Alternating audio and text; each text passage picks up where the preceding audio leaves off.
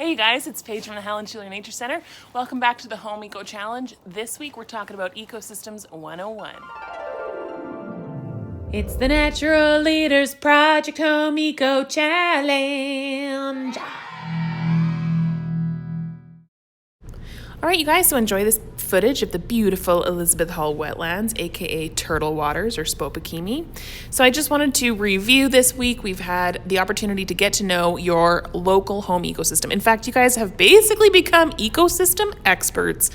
So today we're actually going to measure the health of your home ecosystem. We're going to look at two things. The first, we're going to talk about my favorite word in the whole world, biodiversity. And then we're going to look at the basic needs of the things that you share your home with, and kind of identify where are their basic needs being met and where are they maybe not being met or where are opportunities for improvement. Ultimately, today, after our ecosystem health assessment, we'll actually come up with if you're ambitious, maybe even 3 goals, goals that you can kind of achieve to make your habitat, your home ecosystem, that much more healthy and biodiverse. So check out this amazing dock. This is really cool. Do you see these big white poles? Well, they are stuck in the ground, and this dock is actually a floating dock. So as the water levels in the wetlands increases or decreases, it actually floats along with that water. Pretty cool, huh? In fact, I definitely recommend you guys come down here at some point and check out the dock.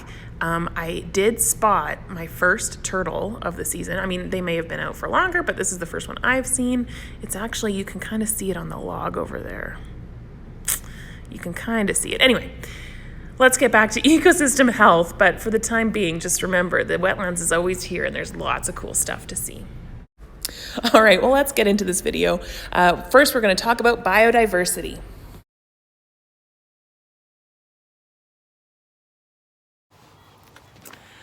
All right, you guys, let's make this quick because I forgot my sunglasses. So pretty soon the sun's gonna be peeking around that corner and I'll be blind. So the first thing that we're gonna talk about today, actually really the only thing I'm gonna go on at length about today, is one of my favorite words in the history of the world, biodiversity. So biodiversity is a measure. It's a measure of the variety of life within an ecosystem. So the higher the biodiversity, the better an ecosystem is. And by better, I mean higher biodiversity means it's stronger, more resilient, better able to adapt to change or adversity.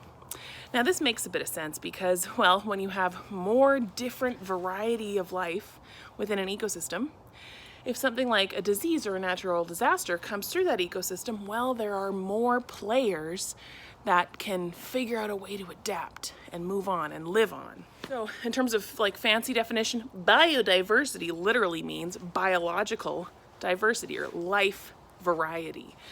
So with biodiversity, we measure it using 3 things. We measure first the variety of species. How many different kinds of plants and animals and bacteria and fungus do you have within your ecosystem? The higher that number, usually the better and more stronger the ecosystem. The second thing we measure is variety of genetics. So what is the actual genetic diversity within an ecosystem? This is really important because the more variety you have within a species, so the more kind of genetic diversity you have, the more traits kind of can appear in that species. And the more traits you have, well, then that species has more of a chance of adapting to different circumstances. The third important thing that we look at is habitat. So how many different kinds of habitat are there in an ecosystem? You can't just measure nests and trees. That's only one kind of habitat for one kind of group of animals. What about dens? What about more wet environments like ponds or puddles? Are there drier habitats or maybe cliff habitats? We want all kinds of different homes in an ecosystem so that they can accommodate all the different kinds of animals and their needs. So in sum, biodiversity is the variety of species, genetics, and habitat. All right, and the reason why I'm sharing this term with you today, if you have heard it, yes, that's awesome. If you haven't, well, here you go, biodiversity. It's a measure of the health of an ecosystem. The more variety, the more diversity there is, the stronger that habitat is, the stronger that ecosystem is.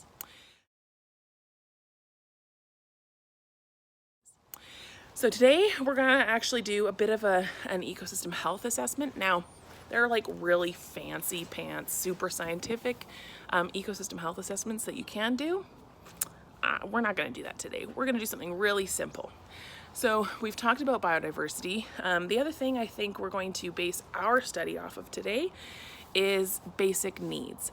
So all living things have a few basic needs. Clean air, clean water, food, and then the 3 S's, which is shelter, space, security. And that's basically just like a spot in the ecosystem to live safely, right? So all living things have those basic needs. We're going to do a basic needs assessment of your home. Now, this basically means we're going to pick 2 or 3 species. You can pick whichever ones you'd like. I'd maybe throw in a keystone species there if you want to, one of the keystone species that you chose. For example, if you say pick magpies, you are going to assess, do these magpies have adequate access to food, to clean air, to clean water, and what about shelter, space, and security? So you're gonna maybe wander around your ecosystem, your home, and you're going to try to do the best that you can to assess the health of your home ecosystem for that species. So you're going to want to organize this information. Well, I want you to organize this information. Pretty please with sugar on top. You can organize this however you want. I will insert a few kind of shots of different organizational methods I came up with. I'll show you a table that I came up with here. Boing! And so that one I have like categories for all the different basic needs, and then I also have my different species, and I kind of go through one by one and assess each of those different species. Now, I see the world in color, you guys. You know this already. Oh, train's coming by. Check it out.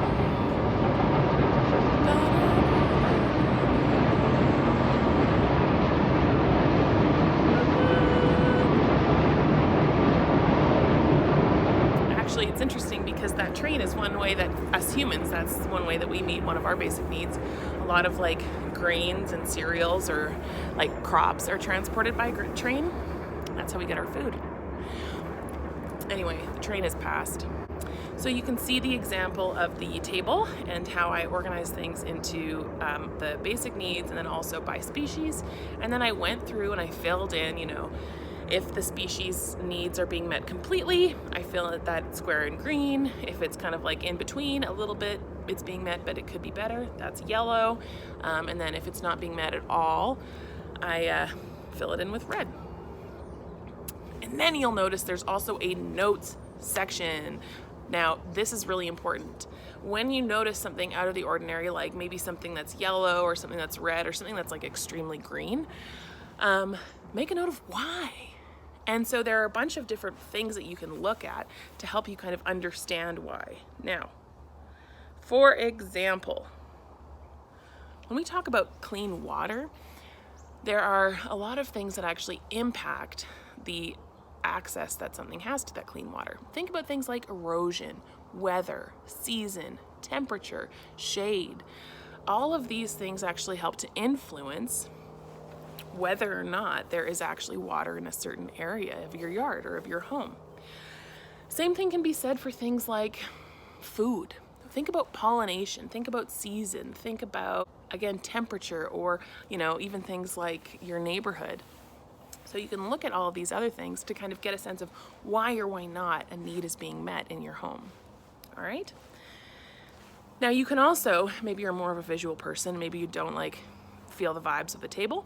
Well, don't worry about it. Another option you can do is to actually draw or kind of write down that animal, and then around it do kind of like a thought bubble or a thought web, kind of assessing each of those different needs on its own. Now I'll insert a shot here of one of those thought bubbles that I did as well, just to kind of give you a little variety. Now, this is going to be very important because it's going to help us actually create our goals, our hopes, dreams, thoughts, and feelings, people. All right, so last but not least, now that you've completed your home assessment of the basic needs of living things in your home, now it's time to come up with some goals. So maybe look at the greens and the yellows and the reds, or look at the things that, look at the needs that are met, kind of met and not met in your home, and come up with a plan. What can you do? What's one, maybe two things that you can do to actually increase the overall health of your home ecosystem? So how can we increase biodiversity within your ecosystem? How can we make sure that more variety of species are having their needs met in your home? So once you have those goals in mind, it's actually time to go ahead and start acting on them. So I'm really excited to hear what are some of the goals that you have for making your home a healthier ecosystem for other species. This is about increasing biodiversity at your home. Don't you worry, we're going to get into a little bit later on how to make this home healthier for you and your family, and how to increase the self-sufficiency and the sustainability of your home. We will do that, but for today we're looking at the other species in your home ecosystem. So let me know in the comments below, or send me an email, or shoot me a text message, or call me, right? Let me know what you're doing in your homes to make them kind of a better ecosystem for other living things. I'm really excited to hear about it. So this is what I'm doing. I'm working right now, actually maybe I shouldn't tell you yet. Whatever. So one thing I'm working on is trying to increase pollinator habitat. So I want to really make sure that in the next, when it's planting time, I'm going to go get some pollinating plants for local pollinators. What was the other thing? Oh, I also want to increase, I want to start kind of at like the low or the bottom level of the food chain. I really want to improve the soil quality in my entire kind of outdoor yard space. All right, so today I want you to get out there and assess the health of your home ecosystem, record that information in some kind of way in your notebooks, maybe through charts or through images or pictures, maybe through conversation. I'm not entirely sure how your brain works, you do you. The point is, make sure that you do document in some way what you notice when you head out there. Then come up with some goals, all right? Some really, really good, juicy goals to improve the health of your home ecosystem. That's it. Boom, boom. I hope you guys have a really awesome weekend. Enjoy the beautiful weather. See ya.